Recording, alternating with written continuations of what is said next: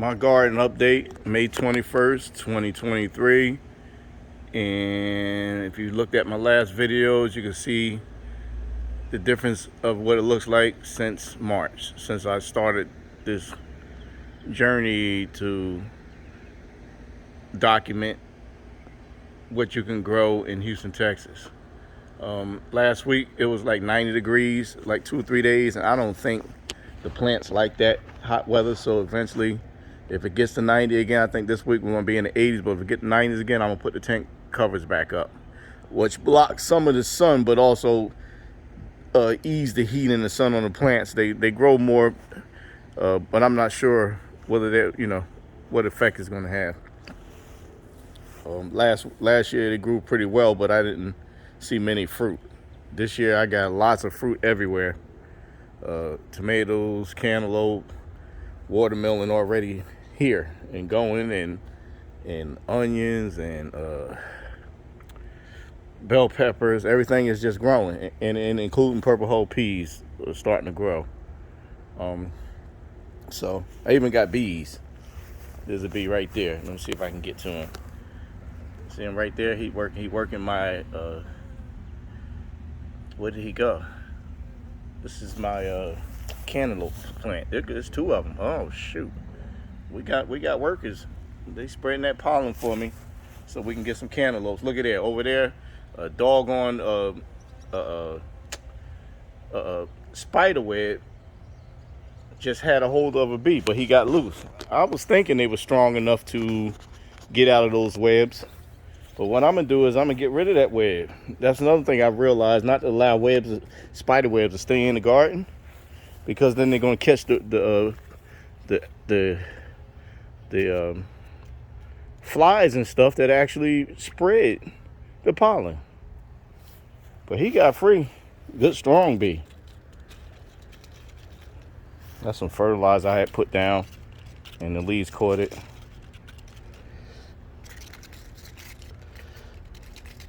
I don't know. Felt like I needed to fertilize because a couple of weeks ago we got, not even a couple of weeks ago, but most recent we got some really heavy rains, and I know the fertilizer that I put down in March is probably depleted. So I helped everything out today. I gave stuff from fertilizer. So anyway, we got some French marigolds back there drawing in the pollinators. All the usual stuff I have in the garden. I got the thyme back there. Then you got the curly parsley. Then you got the jalapeno peppers, and you got the basil, the sweet basil.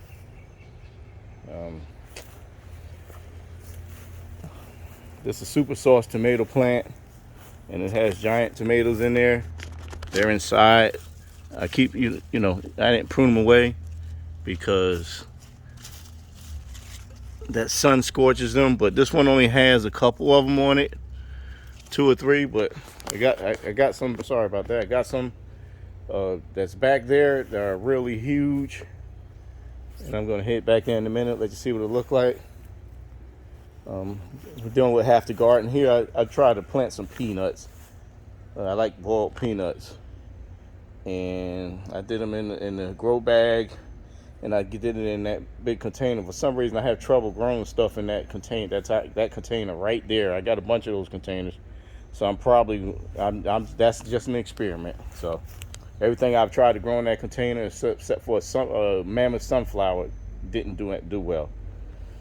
Right here, I got some dill. I haven't decided where I'm gonna put it yet. You can see right up in there, over there. Let's get closer. I'll come from another angle. But a squash in there. I got 2 squash plants side by side in there. I actually got a third one. It's been overtaken by the peanuts. By the purple hull peas. But so I just left it. It ain't dying. It just ain't doing much of nothing. But when the purple hull peas get picked or what have you, or if one of my other squash plants die or get eaten, then I'll have one already in place. But these are flowering. When the purple hulls flower like that there, that means they're about to create the pea pods like that there.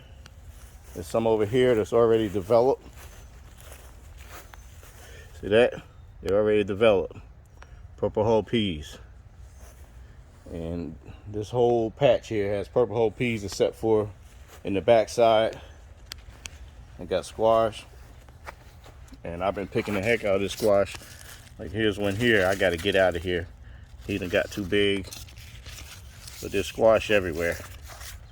That's watermelon. That's a diva watermelon plant.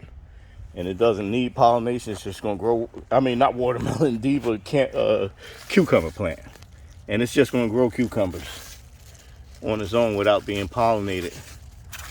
I don't see any. Well, there's one right there. It's little though. Look at that. It's little, but it's on its way. There's another squash plant. So I got squash. I had a strawberry down in here too, but it got taken over. That was a wasted experiment. And there's another strawberry plant down in here somewhere. Right there. He looked like he's getting eaten by the bugs. But this ain't a place for strawberries. I got peppers here. Some of my peppers went bad on me when it got hot. So I had to come get them. I left a couple in here. As you can see, there's nice sized peppers. See that? Nice sized peppers. Green peppers. So bell peppers grow pretty well here. I guess that's from hitting against there.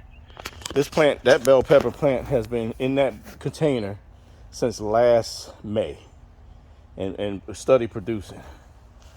This is was my onions, and they started to rot, I guess, from too much rain. So I just pulled them up, and I at least got chopped onions from them, and I replaced it with purple hull peas because you know they're cover crop, and they'll replenish this soil. Even though I amended the soil, but they'll add nitrogen back.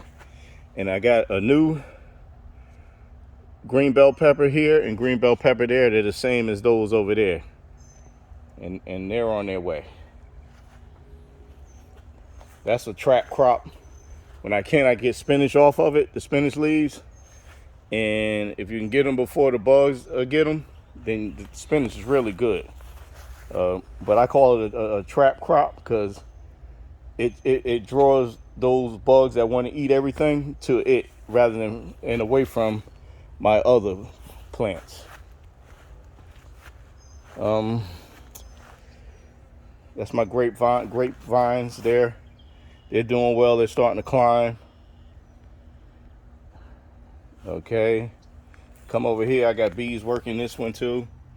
Where did he go? I don't even see him. He's in there somewhere. But I got bees over here working. I got 3 cantaloupe plants here. And then those are Blue Lake bush beans back there, the lighter color green. And they're doing well.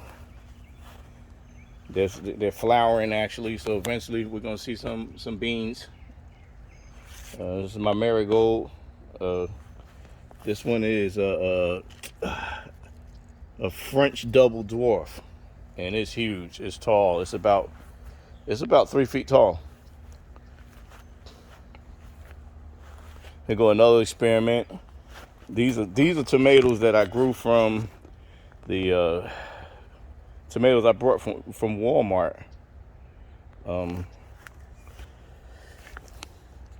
And I wanted to see if they'll grow in a grow bag. And it's probably 1, 2, 3, 4, 5, 6, 7, 8, 9, 10, 11, 12, 13, 14, 15, 16, 17, 18, 19, 20, 21, 22, 23, 24, 25, 26, 27. I got to cut this leaf. When you see it like that, just get rid of it. 27. It's a good 30 tomatoes in that one grow bag. In that one grow bag plant there. 30 tomatoes. And I guess you can grow tomatoes in a grow bag instead of taking up the whole yard. Okay, we got a monster there. Look, that thing's longer than my hand. I gotta cut him off today too. Yep. And of course, that's a squash. Here, this is going to be a red bell pepper that I brought from the store. I used the seeds out of red bell pepper from Walmart. This one here also, red bell pepper from Walmart. I got purple hull peas growing beside it because they add nitrogen to the soil. So if you notice, I stick purple hull peas anywhere I can because it gives the nitrogen, natural nitrogen. And that's the red bell pepper. Oh, that stuck me. Oh, by the way, they'll stick you. You got to have gloves on. And I can't record with the gloves on. Oh, that stuck me good. I don't like the way I feel. Anyway, down through here, that's all cantaloupe vining. That's celery in the middle there. The darker green is celery. Let me get closer to it. That's celery, two celery. There's another one of those mammoth marigolds, double dwarf. And this is a super sauce tomato plant, and it grows huge tomatoes. Let me see if I can bring it out. Huge tomatoes, and that's small compared to some of the other ones that I had. Look at that. And one tomato is supposed to be able to fill a jar of sauce, but this is full of tomatoes.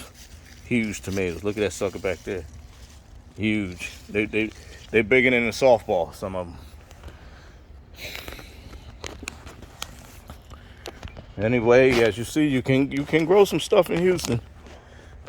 These always look kind of yellow and not doing too well. I don't know if it's because of the soil that's back here or what. I don't know. So anyway, that's some basil on this side. Forgot the name of that basil. This basil is some I started from seed also. I forgot. Maybe I don't remember the name. I'm not even gonna lie. And the sticker is gone. We got some zinnias right here too. They never flowered yet. They was overshadowed by this daggone tomato tree. Some more celery, a big old celery bush. I just let it grow, you know, and let it do what it do. I got watermelon here. This is Congo. I haven't seen any. It hasn't flowered yet, but it's coming along.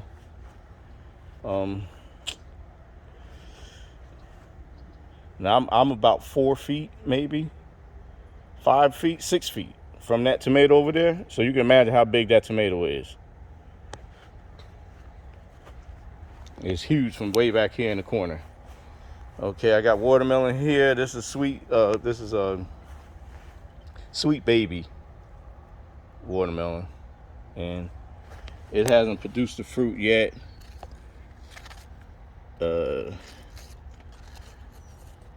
Haven't even flowered. But these are my leeks. They're coming along. They look really good. Look at that. Look at the structure. It's almost like they catch sand or something in there. I don't know how that got in there. But here's some more watermelon. Now this one is starting to flower. This Congo is flowering.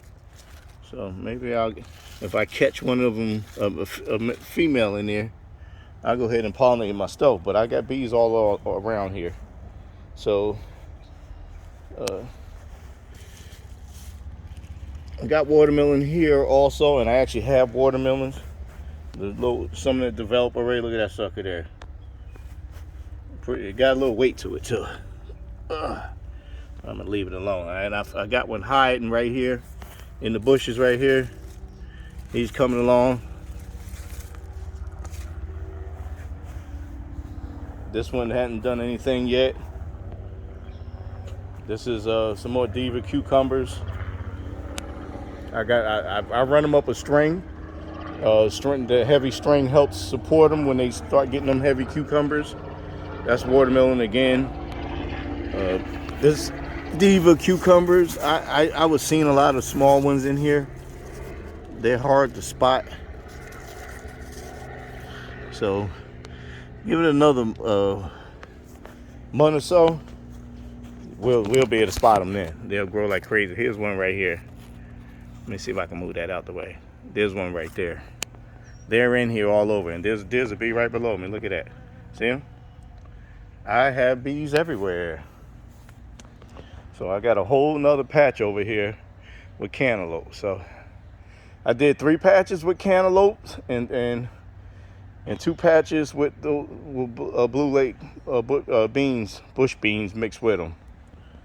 So, so moving on around, there's other stuff mixed in. I see the daggone cantaloupe plant right there. I got to do something about that. It's starting to cover the zinnias, and I need them to be seen, or the marigolds, and I need them to be seen. Well, I mean, they've done their job, but I don't want it to crowd them out. Ooh, there's a cantaloupe right there. See it? Let me pull it out some more. See, that's a baby cantaloupe. Uh-oh, let me back up off of it so it's not blurry. But that's one right there. See it? Let me grab it, just in case you can't identify it. That's one right there. If it gets pollinated, it's gonna become like this. Look at that. There's a cantaloupe, a baby cantaloupe, on its way. Yes, sir. So as you see, we can grow in Houston. Oh boy, but you got to start in March, I guess. Give the stuff a chance to get going, because if you wait too late, then it gets too hot, and this stuff just don't want to grow in the heat. I learned that last year. Now these here also came from Walmart, and you can see this is a 10 by 10 tent. So you know how tall this tent is? All right. If I back up off of that, these are Roma tomatoes, by the way. Pack of Roma tomatoes from Walmart. I actually think I have the pack in the house on the counter. But if you buy those tomatoes, one seed created this big old plant. Just one seed. And it's got bunches and bunches of tomatoes. When I say bunches, bunches. Look at that bunch right there. Beautiful. And it grows the elongated ones and the round ones. So some of the plants that it grew elongated, and some of them grew round, and then some of them has round and elongated on it at one time. Like right here, these are round, and I had pulled some off. But over there, those are elongated. Over here, if I come around, you see round ones. See that? Where they at? All round. These are all from one seed. Look at that. Look at all those tomatoes. Look at that. Pretty, right? Tomatoes. All from one seed. One tomato seed, and they're taller than me. I'm going up. As you see, I'm pointing up. This top of this here is got to be 11 feet tall. Well, actually, if you take the 1 foot away from the bin, I would say that this is still 10 feet. That's still tall. But yep. So all of those down there also came from tomatoes out of that tomato pack I brought out of Walmart, and I germinated, self-started the seeds back in January, and started them in a indoors, and this is the result. There's tomatoes galore. See, here go some round ones again. Here goes some that's ripening. Yep. So, and my cherry tomato bush, it just went crazy over there. And so I did experiment with these, by the way. I did these in the ground, directly in the ground back here. So as you can see, they're directly in the ground. They're not in raised beds. I wanted to see how they would come out, and whether I could just grow the tomatoes directly and save my raised bed space. But as you can see, as far as I can see, you see nothing but tomatoes. Here's the cherry tomato kingdom up under here. They're just everywhere in here. I had to get in here and clean this bush out. I had to cut some space, let some air in here, because they was just too intense in here. I got a bug back there eating that plant. That's a trap plant down there, another spinach trap plant. That's a spinach trap plant right there. If I turn around, That's one right there. See it? And this spinach here, whatever, I forgot the name of the spinach, they prefer to eat that than to eat my good tomato plants. And I mean, I'm just surrounded by tomatoes. If I go up under here, just lower level, I'm up under the bush. I'm not sure how this is recording. I'm just moving it around. There's tomatoes everywhere. Let me get out of here. Okay, we'll get to that next. That's California black eye cowpea. Papa! Yep. So that was my grandson calling me.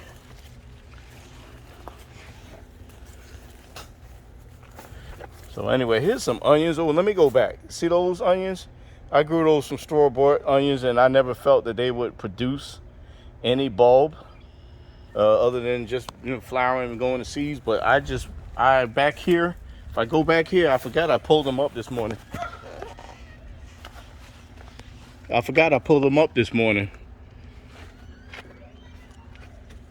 And I had some onions growing back here. It came out of that hole right there. And they was I thought they were rotting away.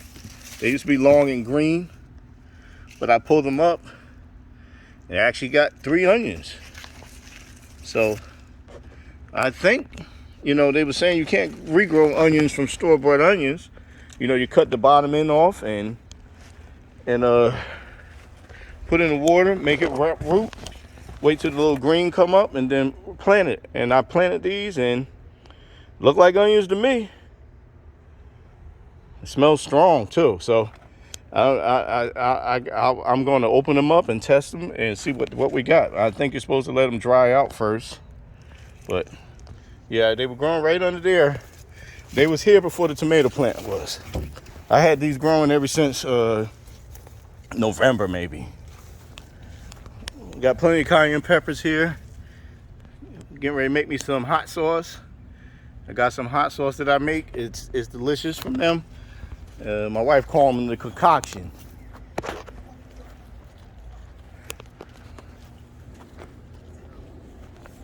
A fire. Okay. So that is the walkthrough for today. And as you can see, there's one area I need to go to, and that is right here. We always forget about these. These were the last 5 tomato plants I had that I didn't have nowhere to put them, and they started getting root rot in that pot, the pots they was in. So I took them out and I said, well, let me see if I can get them going direct sow. And sure enough, I was able to, and they're doing very well. And this is from the same Roma tomatoes that's from Walmart. And so each one of these plants is just one seed. So you get one Roma tomato, this the other side of my cherry tomatoes. And that bush is almost high as the 10 by 10 tent too. But if you get one Roma tomato, oh, by the way, my my hot explosive hot peppers, I got a tomato plant in it too, and it's doing well. And it was made to grow in a container. And I brought it last year from Home Depot, and it wasn't in this basket, but somehow one of the seeds got in this basket. And I got a full plant here with 1, 2, 3, 4, 5, 6, 7, 8 tomatoes that just grow out of nowhere. I didn't plant them there; they just came up, and they grown with the peppers, and of course the spinach, my trap crop. All right, so here's the back side. Here's some more squash. I mean, squash just grows real good here. So if nothing else, if you like squash, you can grow some squash. There's a cucumber right there. I didn't see him earlier. He's getting bigger. So anyway, oregano.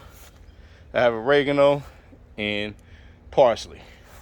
All that stuff I make seasonings from. So there you have it. That's the garden. That's the garden update. And it's doing what it do. It looks bushy and green and light green, and there's plenty of fruit out there. Okay, thanks for watching. Try to grow you something. God bless, and come back and watch me again. Bye.